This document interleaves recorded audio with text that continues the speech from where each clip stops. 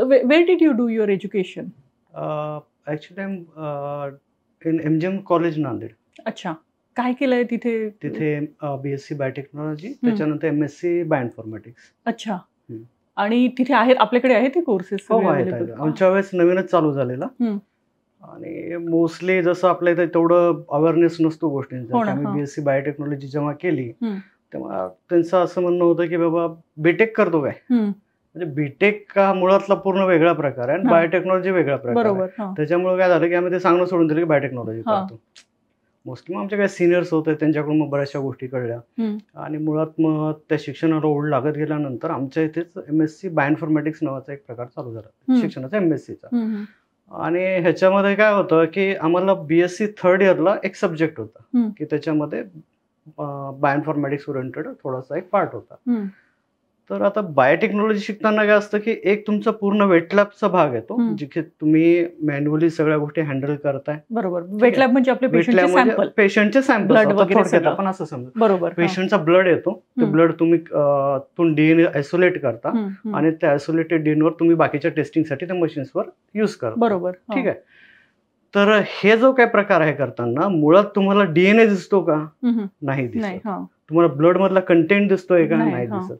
म्हणजे एक standard procedure आहे, आपण ती फॉलो करतोय आणि त्या हिशोबाने त्या गोष्टी आपण फायनली आउटपुट घेतो. बरोबर. मग हा सगळा जो प्रकार आहे फायनली मग हा कुठे कळतो तुम्हाला की झालेलं तुम्ही जे काही रन केलंय मशीन मध्ये ते व्यवस्थित झालंय का नाही, हा तुम्हाला नंतर त्याचा रिझल्ट किंवा त्याच्यानंतर रन नंतर त्या गोष्टी कळतात. ठीक आहे. आमच्यापर्यंत आम्ही तिथपर्यंत छान शिकलो बायोटेक मध्ये आणि नंतर थर्ड इयरच्या सब्जेक्ट मध्ये जेव्हा बायोइन्फॉर्मॅटिक्स आला तेव्हा तिथे कसं होतं की बायोटेक मध्ये मॉलिक्युलर बायोलॉजी नावाचा एक सब्जेक्ट आहे, सर्वात चांगला सब्जेक्ट म्हणता येईल त्याला, जिथे तुम्ही मॉलिक्युलर लेवलवर DNA शिकता. ठीक आहे, जेनेटिक्स सारखं. आणि त्या सब्जेक्ट मध्ये जेव्हा आम्हाला ATGCचा सिक्वेन्स दाखवण्यात आला तर पहिल्यांदा असं वाटलं की एक डेटाबेस असतो जिथे सगळे सिक्वेन्सेस स्टोअर केलेले, जसं आपण ह्युमन जिनोम प्रोजेक्टचं नाव ऐकलं. बरोबर. पण शिकताना असं वाटलं की याचं काय करायचंय, म्हणजे मुळात तुम्ही वेटलॅब आहात तर तुम्हाला माहिती आहे की प्रोसिजर्स कशा फॉलो करायच्या आणि हे करायचं, पण जेव्हा तुम्ही टेक्निकल गोष्टीच्या मागे असता तेव्हा ते तुम्हाला नाही कळत की त्याचा फायदा काय.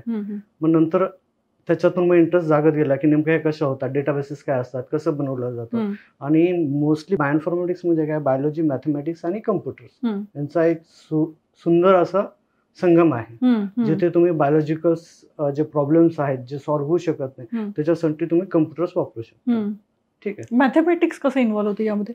तर ह्याच्यामध्ये मॅथमॅटिक अशा तऱ्हेने इन्व्हॉल्व होतं की जसं एखादी तुम्ही, आता मी जसं तुम्हाला मागे फ्लो सांगितला की आम्ही ह्याच्यानंतर आता जसं तुमचा डेटा जनरेट झालाय, ठीक आहे, नेक्स्ट जनरेशन मशीनवरती, तर तो जो डेटा आहे तो इतका ह्यूज प्रमाणात असतो की असं समजा की आपण एखाद्या हिऱ्याच्या खाणीमधून हिरे शोधायला जातो.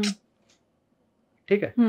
तर एवढा मोठा डेटा आहे तर त्याला तुम्हाला जर फिल्टर आउट करून जर ते काढायचं असेल तर तिथं तुम्हाला काही स्टॅटिस्टिकल मेथड्स यूज करावं लागतं. हे जे टूल्स, जे सॉफ्टवेअर्स आपण म्हणतो, हे मॅथमॅटिकल टूल्स हे आहेत, स्टॅटिस्टिकल अल्गोरिदम्स आहेत त्याच्यामध्ये जे वर्कआउट करतात. तर ते सगळं मास्टर्स मध्ये तुम्ही शिकलं? हा, एक्झॅक्टली. आम्ही त्या गोष्टी तिथे काही शिकल्या. नंतर मग जसं तुम्हाला कसं असतं की तुमचं शिक्षण तर आहे चांगलं, तिथं तर शिकतात, पण त्याच्यापेक्षा जास्त तुम्हाला तुमचा जो एक्सपिरियन्स आहे, तुमचा रिअल टाइम जेव्हा काम होतं त्यावेळेस शिकायला भेटतं. बरोबर. पण हे जे सगळे सॉफ्टवेअर्स आहेत किंवा ज्या सगळ्या सोफिस्टिकेटेड कॉम्प्युटर्स आहेत ज्यामध्ये सगळा हा डेटा अनालिसिस, म्हणजे you are talking about comparing this data with the human genome data. ठीक आहे, म्हणजे फारच सोफिस्टिकेटेड मशीन्स आहेत आणि आपण नांदेड, मला माहित आहे. ठीक आहे. तर कसं मॅनेज केलं, म्हणजे इतकं सगळं शिकणं आणि इतकं सगळं टेक्नॉलॉजी अपग्रेड वगैरे कसं मॅनेज केलं ते सगळं? आता आमचं म्हणजे तिथे कोचिंग आम्हाला चांगले होते, सर लोकही छान होते. मी खास करून एका माझ्या सरांचं नाव घ्यायला म्हणजे घेईन, डॉक्टर मंगेश कोठारे म्हणून. त्यांनी मला खूप सपोर्ट केला या गोष्टींसाठी आणि गायडन्सही दिले की प्रत्येक गोष्ट कशी टॅकल करायची, थांबायचं नाही. आणि त्या हिशोबाने जसं मग कामामध्ये, आणि दुसरं कसं की जसं काम करत गेलो त्याच्यामध्ये तो इंटरेस्ट निर्माण होत गेला.